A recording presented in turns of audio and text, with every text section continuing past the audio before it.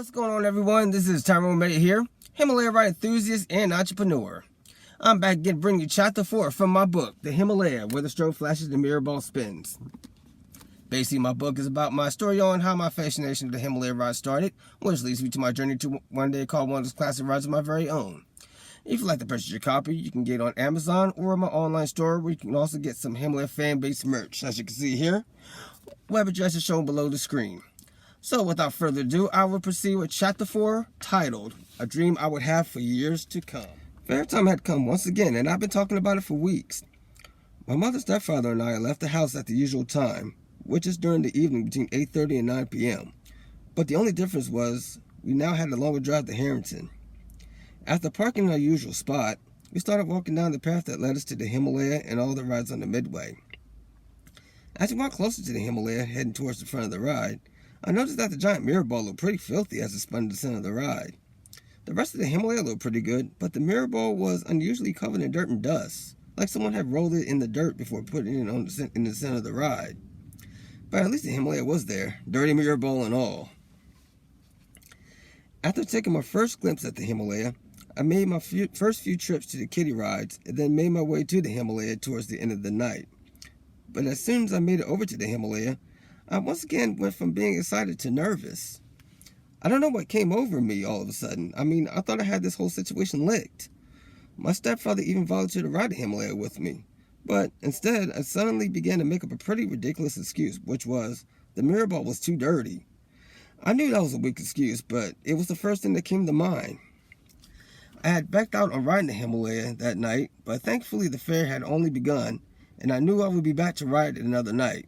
I was determined to get a second chance to ride the Himalaya. A couple of days later, my stepbrother Court came over for the weekend. Court was born a year earlier than me. One evening we made our return to the fair, but this time I had someone to ride all the rides with me, including the Himalaya. This time I was ready and raring to go on the Himalaya with my stepbrother by my side. We got our tickets midway up the stairs and went for the ride of our lives that very evening. The next day, Court's mother picked him up after his visit with us, and the fair came to a close a few days later. Before summer ended, my mother and stepfather planned a trip back to Hershey Park one day. During the long drive to the park, I thought about the last time I went on the Himalaya, and I just couldn't wait to see it and ride it again. We finally arrived at the park, and I just couldn't wait any longer. I wanted to look for the Himalaya, but my parents wanted to start the day by walking around to see what else was at the park, since we hadn't been there for a while.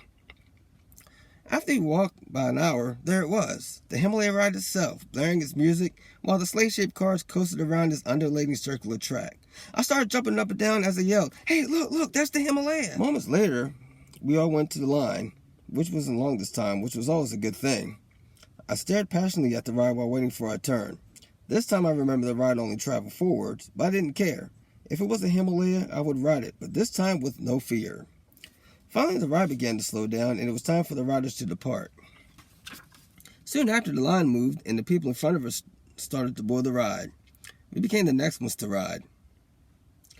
The workers showed us our seats as the other riders boarded. After we got in our seats, I was looking around the ride. On this one, I remember the tunnel having the traditional winter theme artwork, but inside the tunnel, the panels were just plain white with a small enter sign on the left side of the first panel.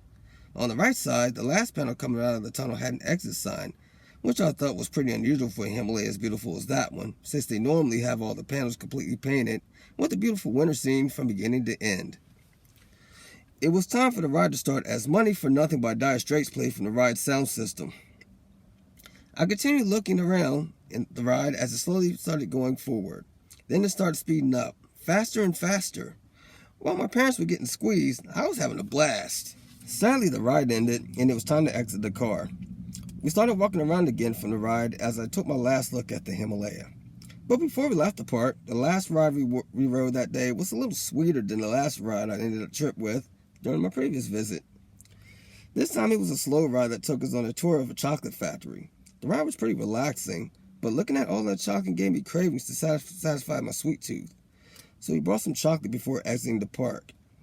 After we stopped at a nearby McDonald's for dinner and ate a few pieces of chocolate from the park, I fell asleep on the way home.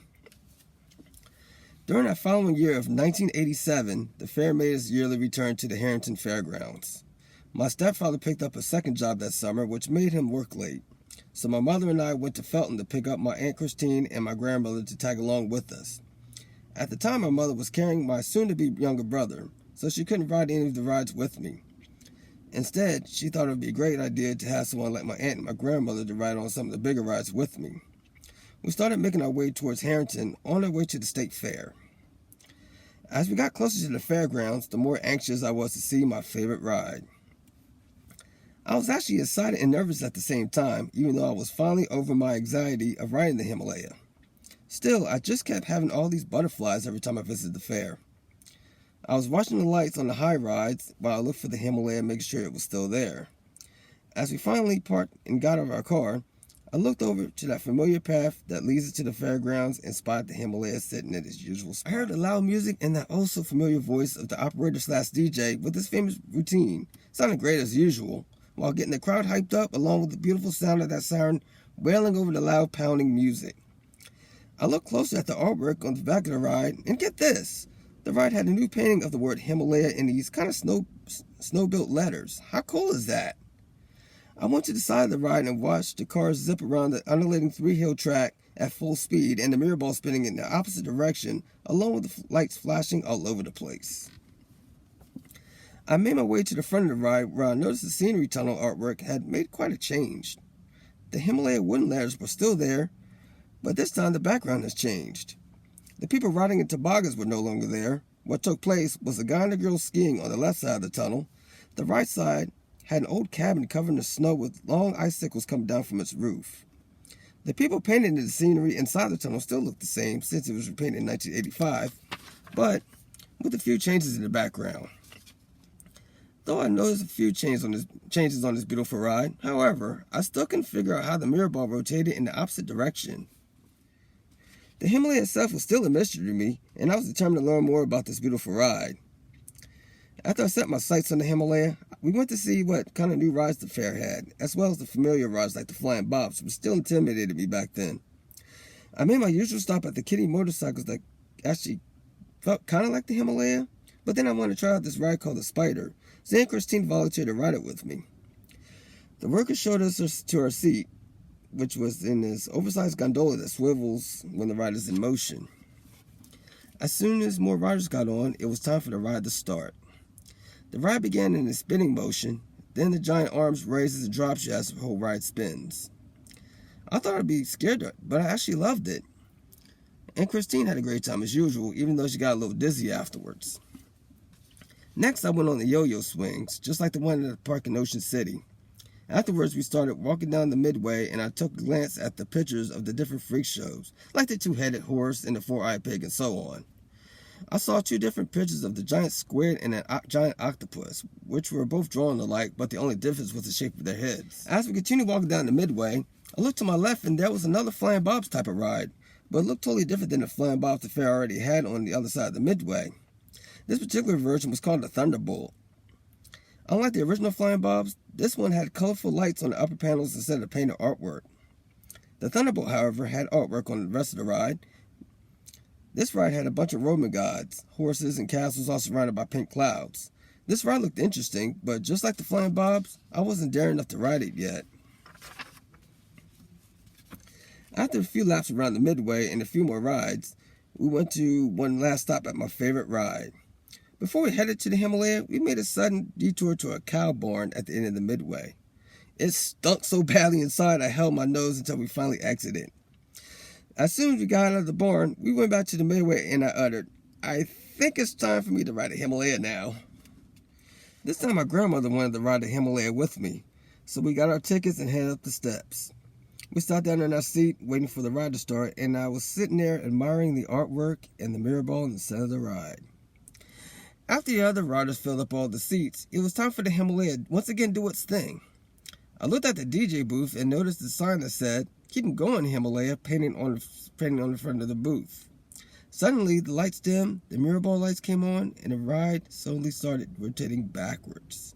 It was business as usual for me as I held on for dear life as the ride increased its speed with both directions, with the siren wailing and the strobe light flashing inside the tunnel as some old 70s rock and roll music blasted from the sound system. After the ride ended, we made a stop at one of the concession stands and got some cotton candy, peanuts, and a couple of candy apples before exiting the midway. As usual, I began taking my last sights and sounds at the Himalaya as we walked by and started heading down that long path on our way to the car. The next day, my mother had some family over at the house. They were talking about the night we went to the fair. My mother was telling them about how much I had become interested in the Himalaya ride when suddenly, out of nowhere, one of my relatives looked at me and said to me jokingly that I should buy my own Himalaya as much as I liked them. After she said that, I immediately started to imagine what would ever happen, and the more I thought about it, the more my face lit up. To this very day, that would be the main thing on my agenda until I finally make it happen, some way, somehow. After the fair ended, I started spending some extra time working on a better version of the model of the Himalaya ride, but this time I became a little more practical. This time I started using my turntable, which I first used for the music for my first model, but now I'm using it for the main part of the ride.